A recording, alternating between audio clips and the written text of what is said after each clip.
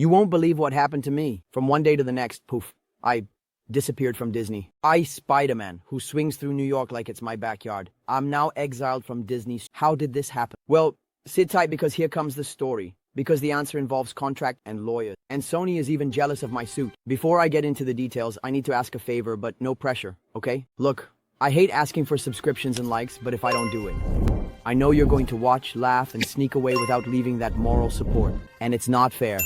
So, subscribe and leave a like, or I personally will web you up in the middle of New York traffic. And don't come crying to me later. Now back to the chaos. Did you know that the ones in charge in Hollywood aren't the directors or the producers, but the lawyers? Well, while I'm out saving the world, there are people in suits and ties deciding where my face can or can't appear. And Sony's lawyers have such a tight contract that not even I can escape it. When Marvel wanted to put me on Disney, Sony looked and said, "Not here, sweetheart." And I was left out. Remember when I first appeared in the MCU back in Civil War? That was a negotiation worthy of a lightning kidnap. Marvel and Sony made a deal for me to play around in the Avengers movie, but without laying a finger on Disney. The result? My friends have series, but me? Not even a little bit. Seriously. It's ridiculous. The Daredevil, who lives in the same city as me, is getting a new series. He appeared in my movie, but I can't even say H.I. in his. Is that right? It almost seems like Sony is afraid I'll like another team and decide to switch houses. And before you ask, but Tom, is Sony at least doing something with you? Well, yes, but hold your expectations. They have plans to put some guy called Spider-Man on the air in a series for Amazon,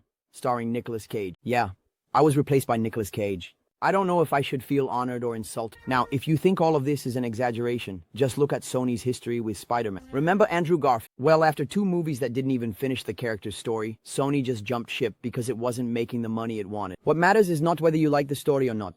It's whether it makes a profit or not. To make matters worse, Sony doesn't want to let Spider-Man go to Disney. But they're also not doing anything very significant. In the live-action series, except for the Spider-Man project on the air, they have vague plans to expand this universe, but so far, nothing concrete. In the meantime, I'm just here like a fancy extra, waiting to be called for the next Avengers fight. Now, seriously, subscribe to the channel.